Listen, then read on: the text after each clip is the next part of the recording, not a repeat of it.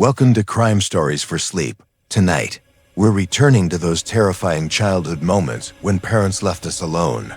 Doors creaked in the darkness, and imagination became reality. These are the stories that shaped our deepest fears.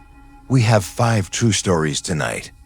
Stories that will remind you why children fear the dark, why we check under beds, and why some houses never feel safe again. Turn off your lights, put on your headphones, and remember, you were never as alone as you thought you were. Let's begin. Story 1. The Babysitter's Secret. I was 8 years old when this happened, but I remember every detail like it was yesterday. My parents had gone out for their anniversary dinner, leaving me with what they thought was a reliable babysitter from the neighborhood. Her name was Sarah, and she was 17. With long brown hair and a smile that never quite reached her eyes, the evening started normally enough. Sarah arrived at 6, just as my parents were getting ready to leave. She brought a small backpack with her, which she placed carefully by the front door. I thought it was just homework or maybe snacks, but there was something about the way she handled it that seemed odd, like she was protecting something fragile inside. My parents gave her the usual instructions. Bedtime at 9. No scary movies, emergency numbers on the refrigerator, and they'd be home by midnight. Sarah nodded and smiled at everything they said, but I noticed she kept glancing at the windows, like she was expecting someone. After my parents left, Sarah suggested we watch a movie. She went to her backpack and pulled out a small portable DVD player, the kind that was popular back then. She told me she'd brought something special for us to watch together, something that wasn't available in stores yet. The movie started innocently enough. It looked like a home video with shaky camera work and poor lighting. It showed children playing in what looked like someone's basement. The children were laughing and running around, playing hide and seek. But as the video continued, I began to notice things that made me uncomfortable. The children in the video looked scared beneath their laughter. Their smiles seemed forced, and their eyes kept darting towards someone behind the camera. When they spoke, their voices had a strange, rehearsed quality, like they were reading lines they'd been forced to memorize. The person filming never spoke, but occasionally you could hear heavy breathing or a quiet chuckle. The sound made my skin crawl. I asked Sarah if we could watch something else, but she told me to keep watching, that the best part was coming soon. As the video progressed, the games the children were playing became increasingly disturbing. They were no longer playing hide and seek, but performing strange rituals, holding hands in circles and chanting words I couldn't understand. Some of the children were crying now, but they kept smiling and participating. I told Sarah I didn't want to watch anymore. She paused the video and looked at me with those cold eyes. For the first time that evening, her smile completely disappeared.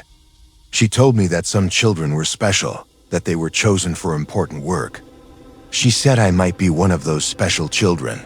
That's when I noticed she had been taking pictures of me throughout the evening.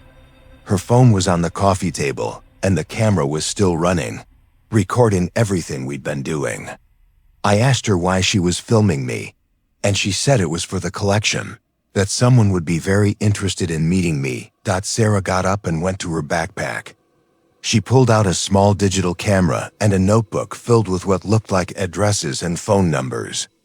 As she flipped through the pages, I could see photographs of other children taped inside. Children I didn't recognize but who looked around my age. She told me she'd been watching me for weeks, taking pictures through my bedroom window at night, following me to school, learning my routine. She knew when my parents worked late, when I walked home alone, and when I was most vulnerable. She said tonight was supposed to be a test, to see if I was ready for the next level. I was terrified, but tried not to show it. I told Sarah I needed to use the bathroom, and she let me go but warned me not to try anything stupid. I locked the bathroom door and looked around frantically for a way to escape. The bathroom had a small window, but it was too high and too narrow for me to fit through. I could hear Sarah moving around downstairs, talking quietly on her phone. I couldn't make out the words, but her tone was urgent, almost excited. I heard her mention my name several times and something about someone coming to pick me up. Soon. My heart was racing as I realized what was happening. This wasn't just a babysitter with a strange hobby. This was something much worse. I needed to get help, but the bathroom didn't have a phone, and Sarah had my parents' cell phone number written down in her notebook. Even if I could reach them, she'd know I'd called for help. I decided to make a run for it. I unlocked the bathroom door as quietly as possible and crept toward the stairs. I could see Sarah in the living room, still on her phone, with her back turned to me. Her backpack was open now, and I could see more photographs spilled out on the floor. Pictures of children I'd never seen before. I made it to the front door and tried to turn the handle, but it was locked and I couldn't find the key. Sarah had obviously hidden it. I heard footsteps behind me and turned to see her standing at the bottom of the stairs, no longer pretending to be the friendly babysitter my parents had trusted. She told me to come back to the living room, that fighting would only make things worse. She said the person she'd called was already on their way and would be here soon. She promised it wouldn't hurt if I cooperated, but her eyes suggested otherwise. I ran toward the back door, but she caught me before I could reach it. She was stronger than I expected, and she dragged me back to the living room while I screamed and fought. She told me that screaming was pointless, that all the neighbors were out for the evening, and no one would hear me. Sarah sat me down on the couch and went back to her backpack. She pulled out what looked like children's medication, the kind that comes in liquid form with a dropper. She told me it would help me relax, that everything would be easier if I just went to sleep for a while. I refused to take the medicine, and we struggled over the bottle. During the fight, the liquid spilled all over the carpet, and Sarah became furious. She said I'd ruined everything, that her contact wouldn't be happy about the delay. She started making another phone call, this one more frantic than the first. While she was distracted, I remembered something my father had taught me about emergencies. He'd shown me how to break a window if I ever needed to escape from the house during a fire. I grabbed a heavy bookend from the coffee table and threw it as hard as I could at the living room window. The glass shattered with a tremendous crash, setting off our house alarm system. Sarah dropped her phone and stared at me in shock. She hadn't expected me to fight back so dramatically. The alarm was incredibly loud, and I knew it would alert the security company and potentially the neighbors. Sarah grabbed her things and ran for the front door. She had a key after all, hidden in her pocket. As she was leaving, she turned back and told me that they knew where I lived, where I went to school, and that this wasn't over. She said I'd made a serious mistake by not cooperating. I was still shaking when the security company called the house. I told them there had been an attempted break-in and that the babysitter had tried to hurt me. They dispatched the police immediately and called my parents. When my parents arrived home 20 minutes later, they found me sitting in the kitchen with 2 police officers giving my statement. The officers had already discovered that Sarah wasn't who she claimed to be. The phone number my parents had been given was disconnected, and the address where they'd thought she lived didn't exist. The police found her abandoned car 3 blocks away with more photographs of local children inside, along with detailed notes about their schedules and family routines. They also found several bottles of the liquid medication she'd tried to give me, which turned out to be a powerful sedative that could have seriously harmed or killed me. The investigation revealed that Sarah was part of a larger network that specialized in identifying and targeting children who were frequently left alone. They would pose as babysitters or tutors to gain access to homes and gather intelligence on potential victims. The photographs and videos they collected were sold to people with deeply disturbing intentions. The police never caught the real Sarah or her associates. The name she'd given us was fake, and her fingerprints weren't in any database. The phone number she'd called that night was traced to a disposable phone that had been abandoned shortly after my escape. For months afterward, I was terrified to be left alone, even for short periods. My parents installed additional security systems and never hired another babysitter without extensive background checks and references. They also made sure I knew how to contact them or the authorities if I ever felt unsafe again. But the thing that haunted me the most wasn't what had happened, but what almost happened. I kept thinking about those other children in the photographs, wondering if they'd been as lucky as I was. The police told my parents that my quick thinking and the house alarm had probably saved my life, but they couldn't guarantee that the network wouldn't try again with another family, even now. As an adult, I'm extremely cautious about who I trust with children. I always verify credentials extensively, and I make sure kids know it's okay to call for help if something doesn't feel right. That night taught me that monsters don't always look like monsters, and sometimes the people who are supposed to protect you are the ones you need protection from. Story 2. The Thing Under the Stairs. This happened when I was 9 years old, living in a house that my family had recently moved into. It was an older house, built in the 1940s, with hardwood floors that creaked and a basement that always felt too cold, even in summer. What made this house unique was the small storage space underneath the main staircase. Accessible through a door that was about 3 feet high.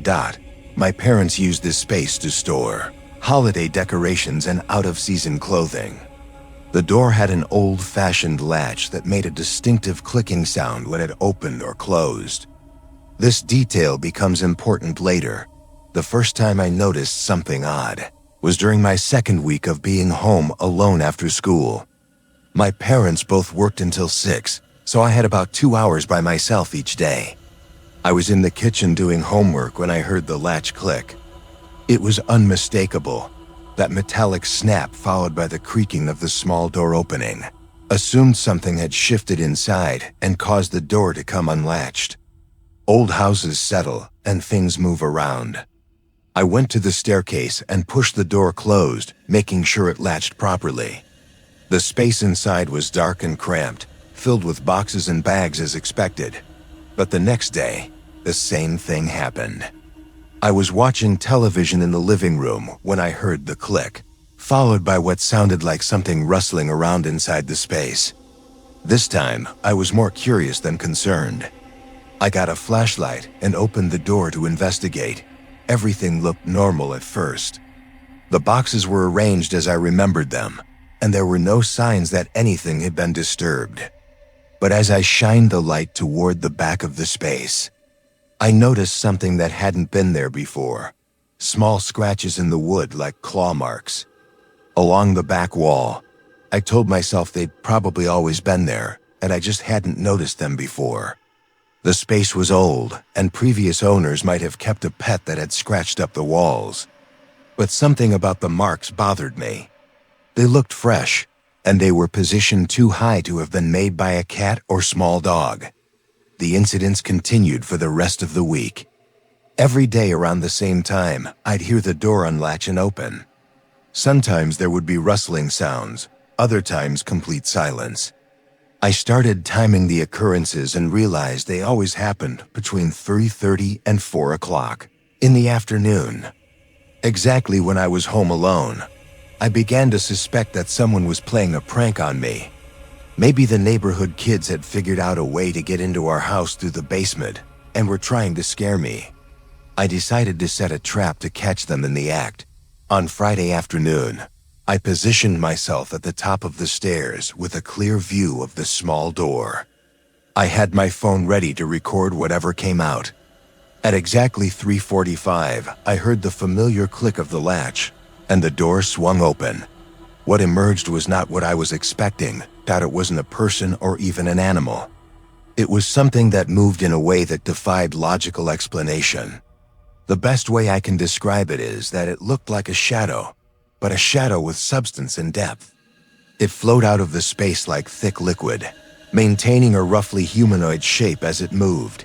The thing was completely silent as it glided across the hardwood floor. It moved toward the kitchen, passing directly through the beam of sunlight coming through the front window. When the light hit it, the thing didn't cast a shadow of its own, which was impossible and terrifying. I was frozen in place, watching this impossible creature move through my house with obvious familiarity. It went to the refrigerator and stood there for a moment, then moved to the pantry, then to the back door. It seemed to be following a routine, like it was checking on things or looking for something specific. After about 10 minutes, the thing returned to the staircase. As it approached the small door, it stopped and turned toward where I was hiding. Even though it had no visible face or features, I could feel it looking directly at me.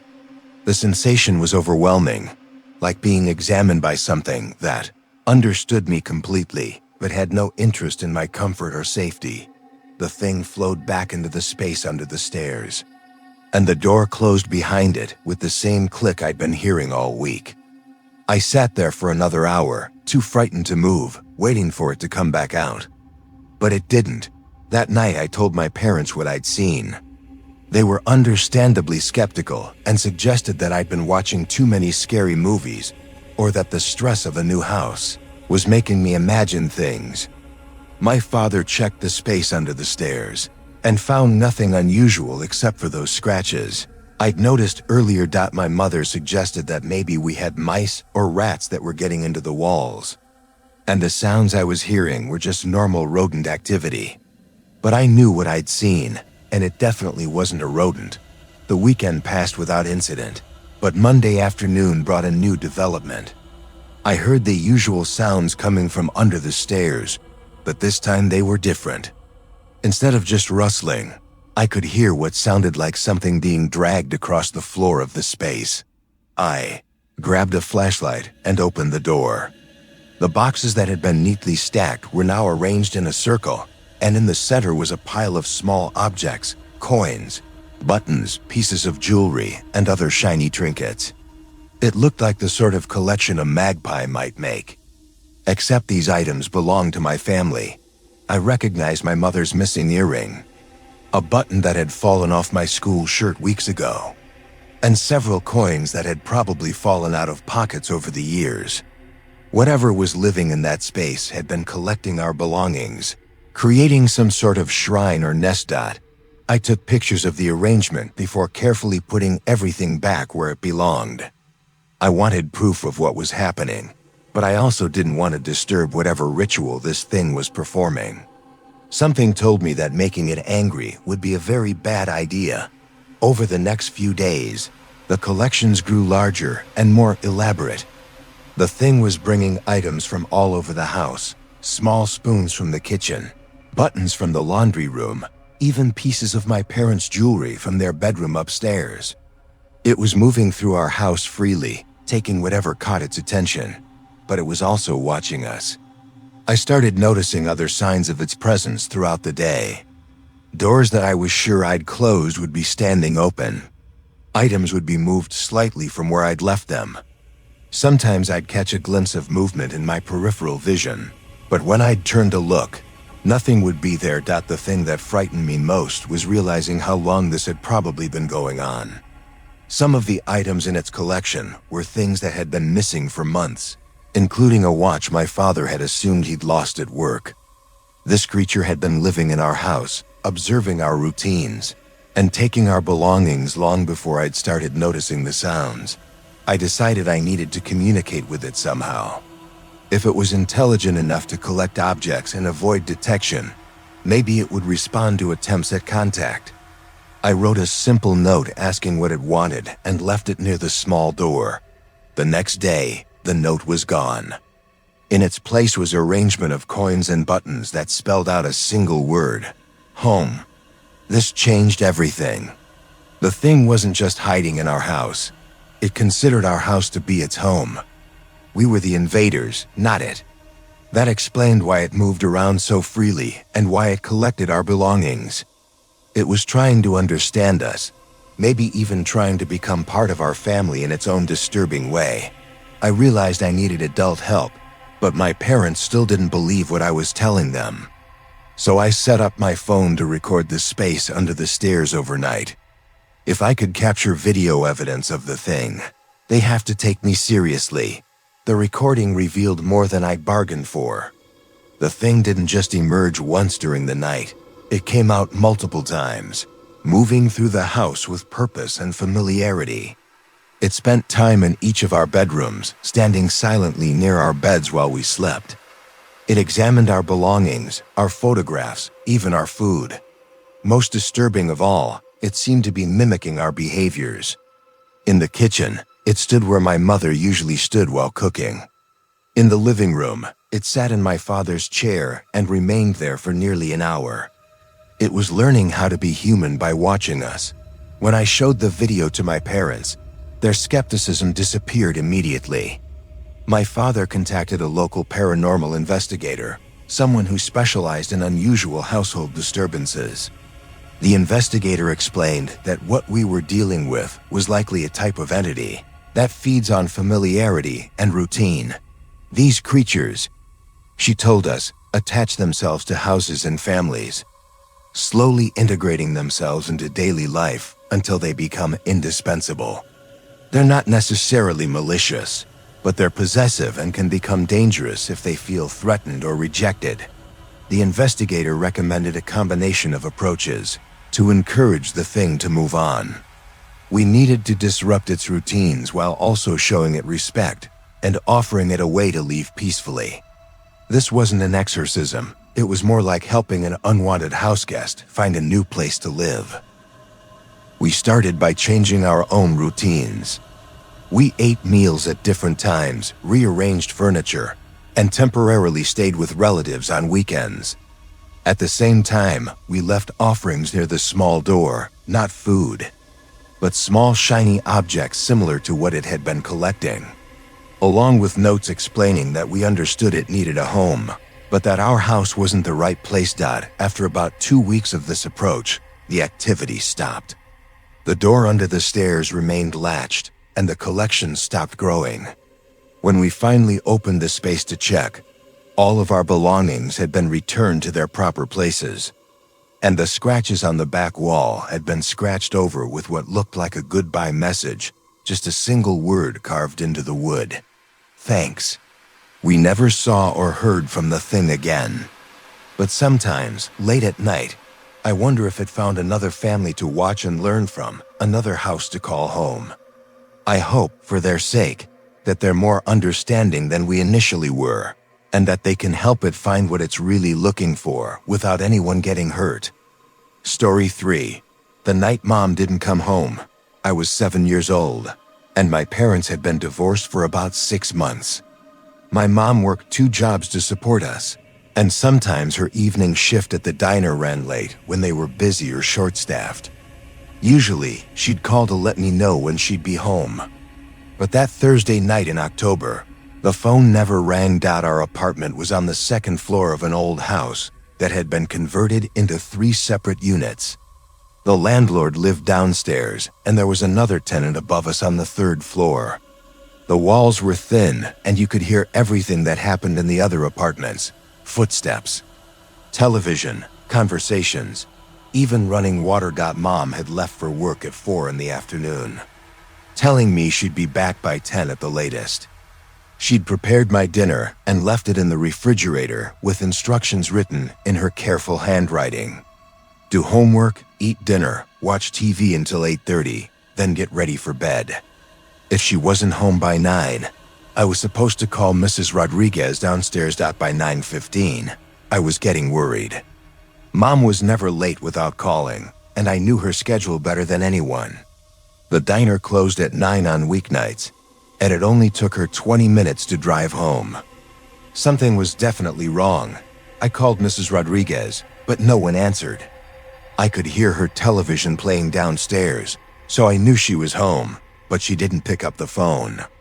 I tried calling Mom's work, but the diner's phone just rang and rang. I even tried calling Dad, but he was traveling for work and didn't answer his cell. That's when the storm hit. It started with heavy rain and wind, but within an hour, it had developed into something much more severe. The power flickered several times before finally going out completely. I found a flashlight in the kitchen drawer and tried to stay calm. telling myself that Mom was probably just waiting for the weather to improve before driving home. But as the night wore on and the storm got worse, I began to hear things that didn't make sense. The first strange sound came from directly above my bedroom, heavy footsteps moving slowly across the floor. But I knew the tenant upstairs was an elderly woman named Miss Chun, who barely weighed 90 pounds and walked with a cane. These footsteps were deliberate and heavy, like someone wearing boots. I told myself she might have a visitor, someone helping her during the storm. But the footsteps continued for hours, pacing back and forth across the same section of floor. It sounded like someone was searching for something, or maybe measuring the room down around midnight. I heard something even stranger. It sounded like furniture being moved around upstairs, but not carefully. Heavy pieces were being dragged across the floor, creating horrible scraping sounds that made my teeth ache. Mixed in with this was what sounded like muffled crying or moaning. I tried calling upstairs to check on Miss Chun, but her phone was either disconnected or she wasn't answering. I considered going up to check on her, but something about the sounds made me deeply uncomfortable. My mom had always told me to trust my instincts about people and situations, and my instincts were screaming at me to stay locked in our apartment. The noises from upstairs continued until about 2 in the morning, then suddenly stopped. The silence that followed was somehow worse than the disturbing sounds had been. I lay in my bed, listening to the storm, and wondering what had happened to make everything go quiet so abruptly. That's when I heard the footsteps on the stairs leading to our apartment. Someone was climbing the steps slowly and deliberately, pausing on each one like they were trying to be quiet, but not quite succeeding. The steps creaked in a rhythm I didn't recognize, not the quick, light steps of Mom coming home from work, and not the careful, measured steps of Mrs. Rodriguez coming up to check on me. The footsteps stopped directly outside our door. I held my breath and listened, trying to figure out who was standing in our hallway at 2:30 in the morning. I could hear breathing on the other side of the door, slow and deep, like someone who had been running or was trying to calm themselves down. Then came the soft, scratching sound. Someone was running their fingernails down the outside of our door, creating a quiet but persistent scratching that went from top to bottom, then repeated. The sound was deliberate and rhythmic, like a signal or a code. After about a minute of this, the scratching stopped, and I heard footsteps moving away from our door, but instead of going back downstairs, the footsteps went up to the 3rd floor. I crept out of my bedroom and looked through the peephole in our front door. The hallway was dark, but I could see enough to know that no one was standing outside our apartment anymore. I waited there for several minutes, listening for any sign of what was happening upstairs. What I heard next made my blood freeze. Miss Chun was screaming. It wasn't the scream of someone who was hurt or frightened. It was the scream of someone who was being hurt, and it went on for much longer than seemed humanly possible. The sound echoed through the old house, mixing with the wind and rain in a way that made it seem like the building itself was in agony. I grabbed our cordless phone and dialed 911, but the lines were down due to the storm. I tried our landline, then my mom's cell phone, then every number I could think of, but nothing was working. I was completely cut off from the outside world while something terrible was happening just 1 floor above my head. Screaming stopped as suddenly as it had started. I pressed my ear against the ceiling and listened for any sound of movement upstairs. I could hear what sounded like heavy objects being dragged around again, but this time the movement was more purposeful, like someone was cleaning up or rearranging things according to a plan. After about an hour of this activity, everything went silent again. I spent the rest of the night huddled in our bathroom with the door locked, clutching a kitchen knife and waiting for morning. Every sound made me jump: the wind against the windows, the settling of the old house. Even the sound of my own breathing seemed too loud. When dawn finally came, the storm had passed, and I could hear normal sounds returning to the neighborhood. Cars starting, dogs barking, people leaving for work. But our building remained eerily quiet. I worked up the courage to look outside and saw that Mom's car was in the parking lot. She was sitting behind the wheel, motionless, staring up at our building. I knocked on the window to get her attention, and when she looked at me, her expression was one I'd never seen before, a mixture of relief and terror that didn't make sense. She came upstairs quickly, hugged me tighter than she ever had before, and immediately started packing our belongings. When I asked her where she'd been all night, she told me she'd tried to come home during the storm, but had been forced to wait it out in the diner's parking lot because the roads were flooded. But that didn't explain why she looked so frightened, or why she kept glancing nervously at the ceiling while we packed. I told her about the sounds I'd heard upstairs, about Miss Chun screaming, and about the footsteps in our hallway. Mom listened without interrupting, and when I finished, she told me we were moving out that day and never coming back. We stayed in a motel for 3 days, while Mom found us a new apartment across town. She never explained why we left so suddenly, or why she wouldn't return to the building, even to retrieve some of our belongings. When I asked about Miss Chun, Mom said she'd taken care of it and I shouldn't worry about it. Anymore. It wasn't until years later that I learned what had really happened that night. I was 16 when I finally looked up the incident in old newspaper archives. The story was buried on page 4 of the local paper. Just a small paragraph about an elderly woman who had died during the October storm.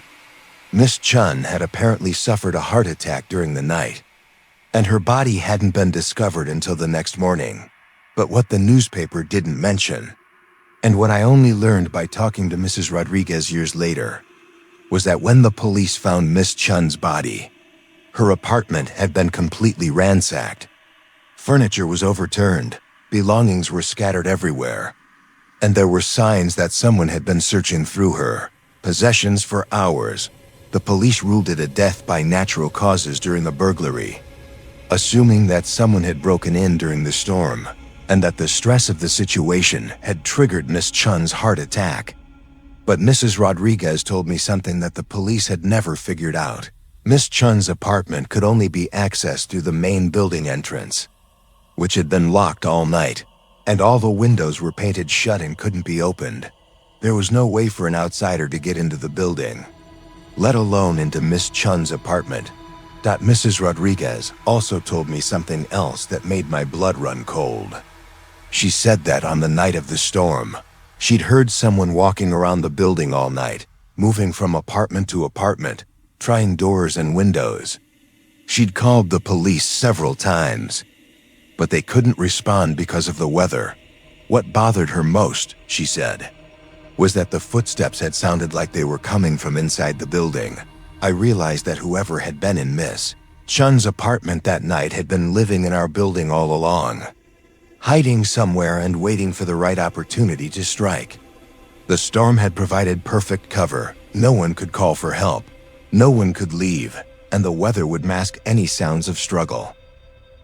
Mom had known something was wrong that night. That's why she'd sat in the parking lot instead of coming upstairs. She'd seen something or sensed something that had warned her to stay away. And when she'd packed us up and moved us out the next morning, she'd been protecting us from whatever was still lurking in that building. I never found out what happened to the building after we left. Mom refused to talk about it, and I was too young at the time to pursue the matter on my own. But sometimes I wonder if other families moved into our apartment, and if they experienced the same terrifying night that I did. Most of all, I wonder if whatever killed Miss Chun found what it was looking for, or if it's still there, waiting for the next storm to provide cover for its work. Story 4. The Basement Door. When I was 8 years old, my family moved into a house that was built in the 1920s. It was a beautiful place with hardwood floors, tall ceilings, and original fixtures that my parents loved. But there was one feature that had bothered me from the first day we moved in. The basement door. The door itself was nothing special, just painted wood with an old-fashioned glass doorknob. What made it unsettling was its location in the kitchen. positioned so that it was always in your peripheral vision while you were eating or doing dishes. But more than that, there was something about the door that seemed wrong, like it didn't quite fit in the frame properly, or was hanging at a strange angle. My parents used the basement for storage and laundry, going down there several times a week without any concern.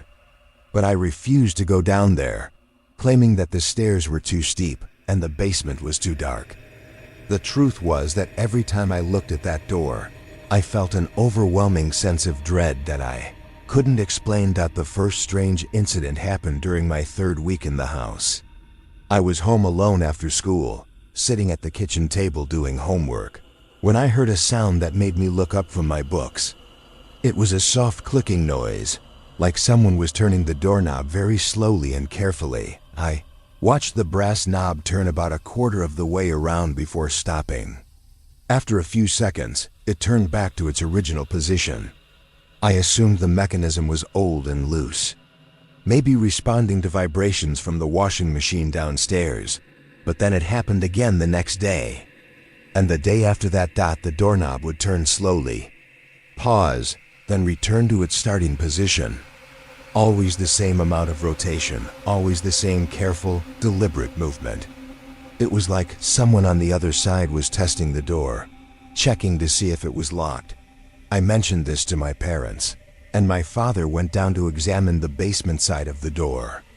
He found nothing unusual and explained that old doorknobs sometimes moved on their own due to settling or temperature changes.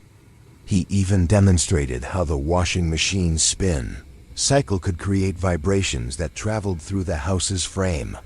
This made sense, and I felt better about the situation until I realized that the doorknob movement wasn't coinciding with the washing machine's operation. It was happening at random times throughout the day, whether the machine was running or not. I started paying closer attention to the pattern, timing each occurrence and writing it down in a notebook. What I discovered was disturbing. The doorknob movements weren't random at all. They were happening at very specific times: 3:15 p.m., 6:30 p.m., 9:45 p.m., and 12 a.m. exactly. These times didn't correspond to anything in our household routine. We didn't have any clocks that chimed, no automatic systems that operated on those schedules, and no family activities that occurred at those precise moments. But something downstairs was keeping track of time and testing our door 4 times every day.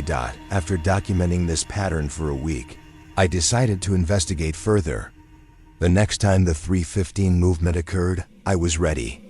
As soon as the doorknob returned to its normal position, I quietly opened the door and listened for any sounds from downstairs. What I heard made my stomach drop. Footsteps. Slow, measured footsteps moving away from the bottom of the stairs and deeper into the basement. But these weren't the sounds of my father's work boots or my mother's shoes. These footsteps were different, softer, more careful, like someone who was trying not to be heard. I called down the stairs, asking if anyone was down there, but received no response. The footsteps stopped immediately, and the basement fell completely silent. I called out again, louder this time, but still got no answer. When my parents came home that evening, I told them what I'd heard. My father went downstairs to investigate while my mother and I waited in the kitchen.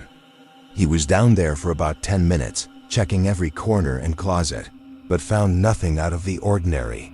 However, when he came back upstairs, he looked troubled. He said that while he hadn't found anyone in the basement, he had noticed something odd.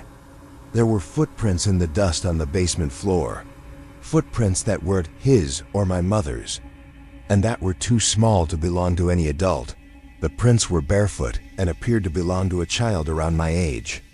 They formed a path from the bottom of the stairs to the old coal bin in the far corner of the basement, then disappeared.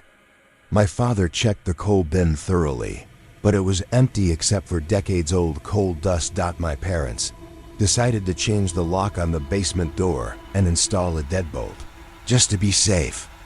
They also checked all the basement windows and found them securely locked from the inside. There was no way for someone to get into our basement from outside. Yet someone had clearly been down there.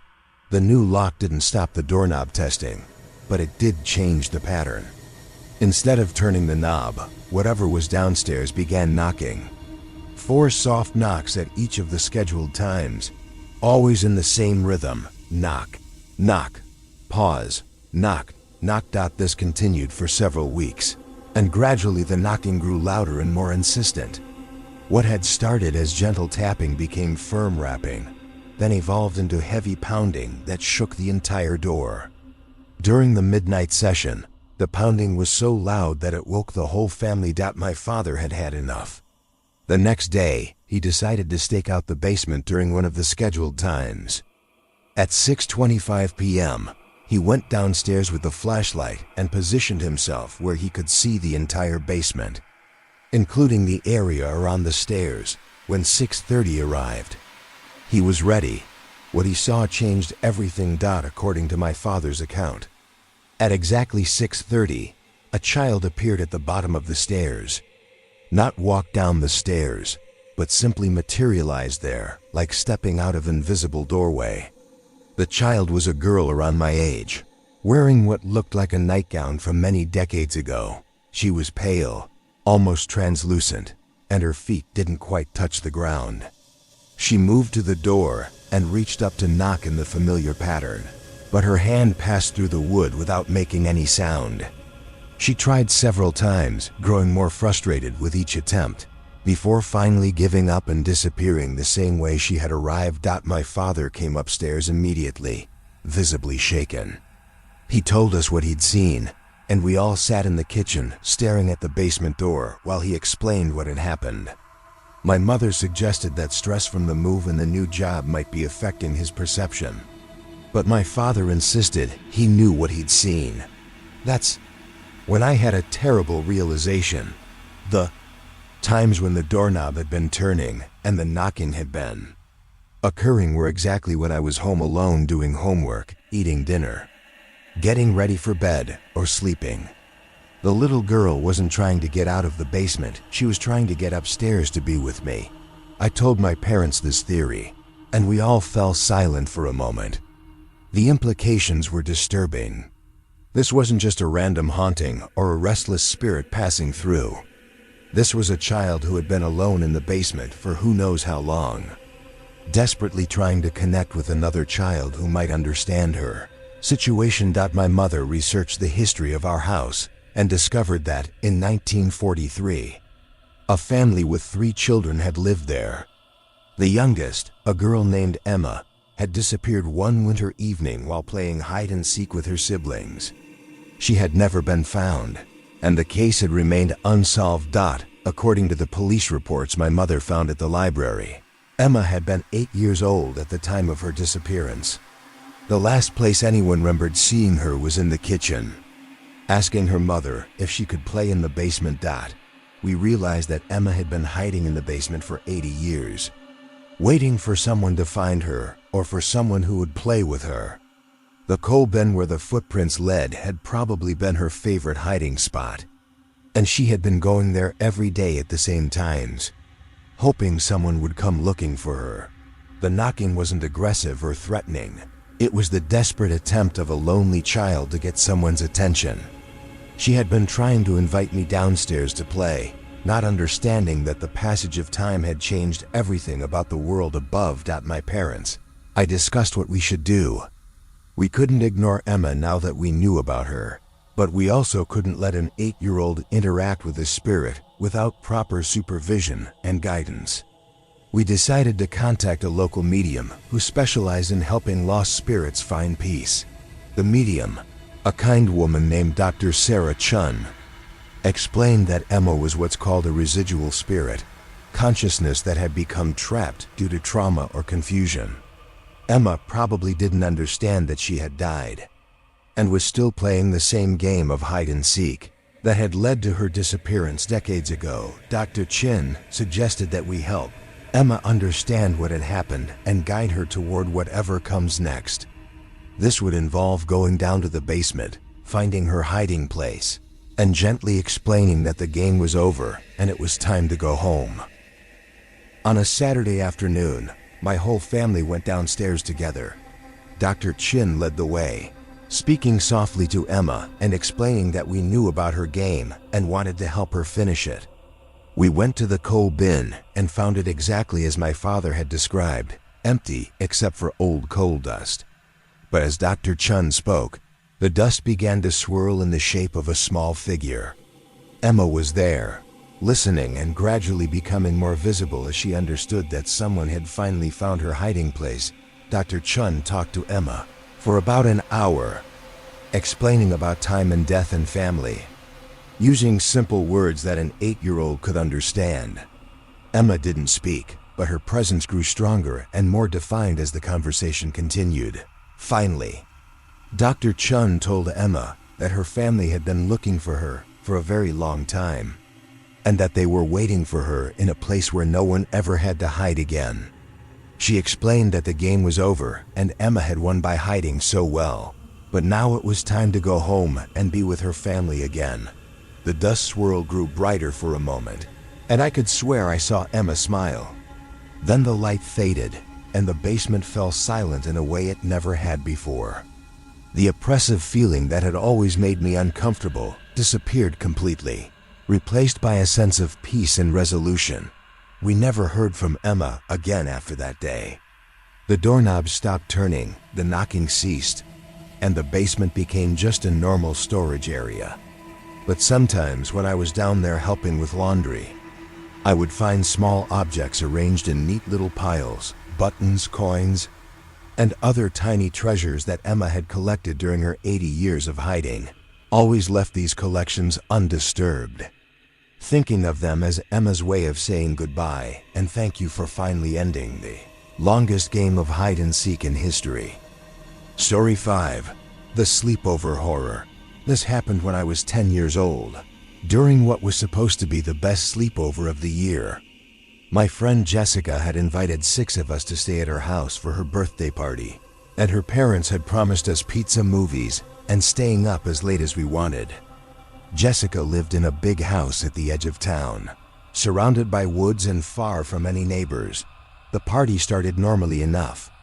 We ate pizza, played games, and watched movies in the finished basement that Jessica's parents had converted into a playroom. It was perfect for sleepovers, thick carpeting, a big TV, and enough space for all our sleeping bags arranged in a circle. Jessica's parents, Mr. and Mrs. Harrison, stayed upstairs and told us to call if we needed anything. They seemed like normal, friendly adults who trusted their daughter to handle a sleepover responsibly. Mrs. Harrison even brought us popcorn during our second movie and reminded us that the upstairs bathroom was available if the basement one was occupied. Everything changed around midnight. We had just finished watching a comedy and were settling into our sleeping bags when Jessica suggested we play a game she called Midnight Tag. She explained that it was like regular tag, but played throughout the entire house with all the lights turned off. The person who was it got a flashlight, and everyone else had to hide. The game sounded fun and exciting, especially since we'd never been allowed to run around a house in complete darkness before. Jessica knew her house better than anyone, so she volunteered to be it first. She gave us all a 5-minute head start to find hiding places anywhere in the house, except her parents' bedroom. I decided to hide in the upstairs linen closet, squeezing behind a pile of towels where I thought Jessica would never think to look. The house was incredibly dark and quiet, and I could hear the muffled sounds of the other girls finding their hiding spots throughout the 3 floors.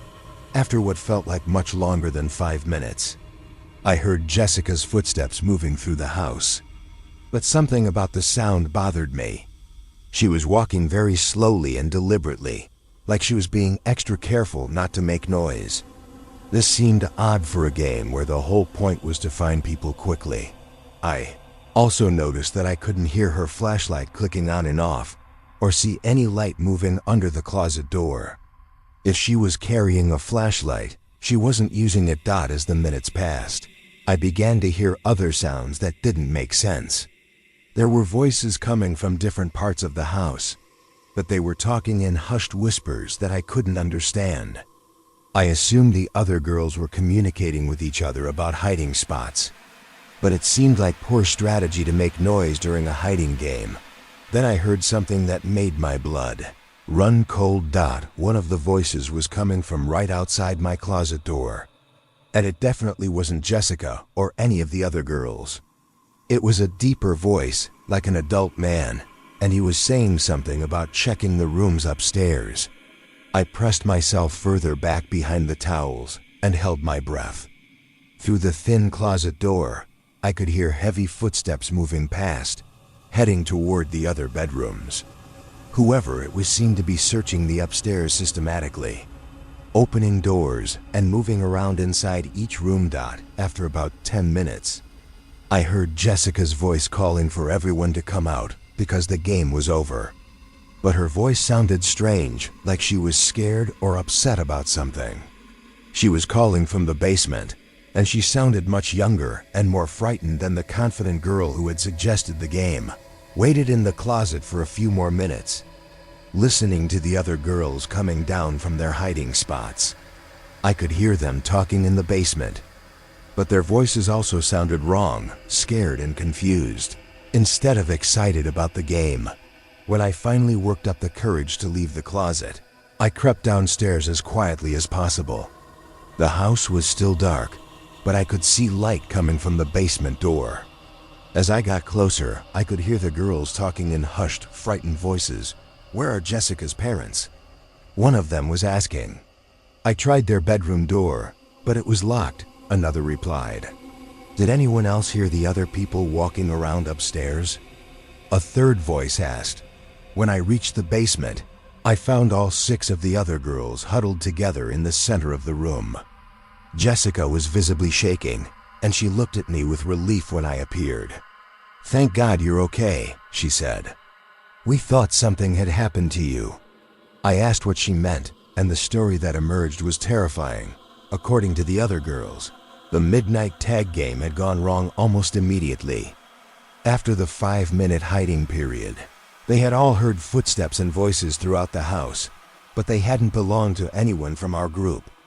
Multiple people seemed to be searching the house, opening doors and moving furniture around. Sarah, who had been hiding in the kitchen pantry, said she'd seen flashlight beams moving through the house, but they weren't coming from Jessica's flashlight. The beams were bigger and brighter, like the kind police officers or security guards would use. Michelle, who had hidden in the living room behind the couch, said she'd heard at least 3 different adult voices coordinating with each other, like they were conducting some kind of search operation. Most disturbing of all, when Jessica had tried to end the game and call everyone back to the basement, she discovered that the upstairs part of the house was no longer empty. She could hear people moving around up there, but when she'd called out asking who it was, no one had responded. We all sat in the basement for a while, trying to figure out what was happening. Jessica suggested that maybe her parents had decided to check on us during the game and had invited some neighbors over to help look for us. But this didn't explain why no one had responded when she'd called out, or why the bedroom door was locked. Around 1 in the morning, we heard heavy footsteps on the basement stairs. We all froze and stared at the staircase as the footsteps descended slowly and deliberately. Someone was coming down to the basement, but they were taking their time, like they wanted us to hear them approaching. Jessica called out, asking if it was her parents, but received no answer. A man appeared at the bottom of the stairs, but it wasn't Mr. Harrison. He was wearing dark clothing and carried a large flashlight that he shined directly at our group, making it impossible to see his face clearly.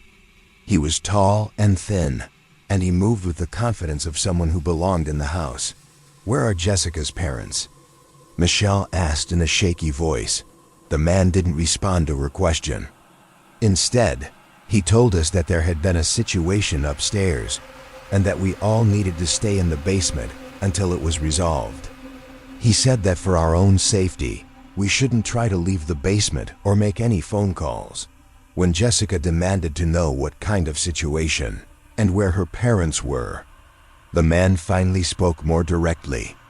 He told us that Mr. and Mrs. Harrison had been taken care of and were no longer able to supervise the sleepover. He said that new arrangements had been made for our care, and we should be patient while the details were finalized. About the way he said, taken care of, made it clear that something terrible had happened to Jessica's parents.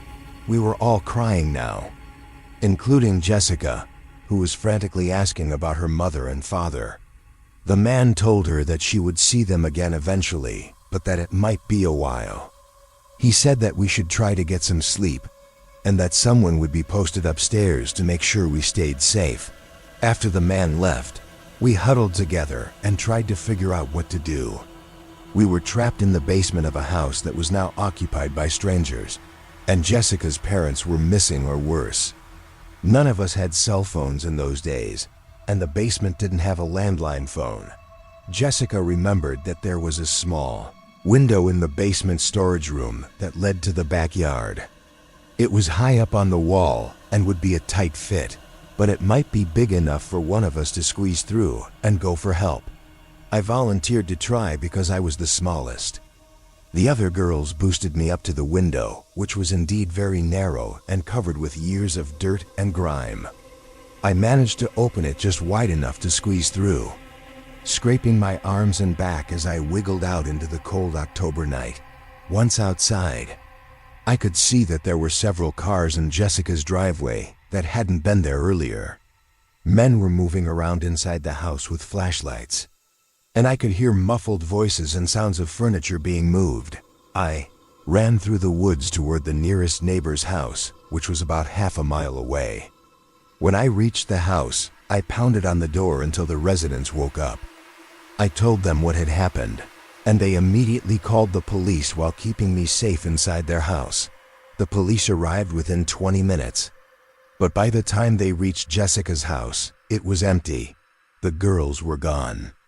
The strangers were gone, and the cars had disappeared.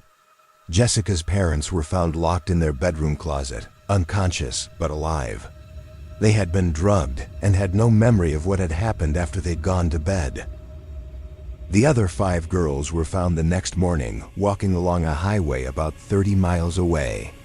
They were disoriented and couldn't remember much about what had happened after I'd escaped through the window. They recalled being moved to vehicles and driven somewhere, but their memories were fuzzy, like they had also been drugged. The police investigation revealed that Jessica's house had been targeted by a group that specialized in kidnapping children during sleepovers and other events where multiple kids would be gathered in one location. They had been watching the house for weeks, learning the family's routines and planning their approach. The midnight tag game had been perfect for their purposes because it had scattered us throughout the dark house and made it easy for them to take control of the situation without any of us realizing what was happening until it was too late. If I hadn't escaped when I did, all 6 girls would have disappeared that night. That the kidnappers were never caught, despite an extensive investigation. The police believed they were part of a larger network that moved children across state lines for various illegal purposes. The fact that they had been so well organized and had disappeared so quickly suggested they had experience with this type of operation. Jessica's family moved away shortly after the incident, unable to continue living in a house where their daughter had nearly been kidnapped. The rest of us were provided with counseling to help us process what had happened, but none of us ever had another sleepover, even now. As an adult, I'm extremely cautious about situations where children are gathered together without adequate adult supervision. That night taught me that monsters are real, that they're often much more organized and intelligent than we give them credit for, and that they specifically target children who are in vulnerable situations. Most importantly, it taught me to trust my instincts when something doesn't feel right, and to act quickly when those instincts warn me of danger.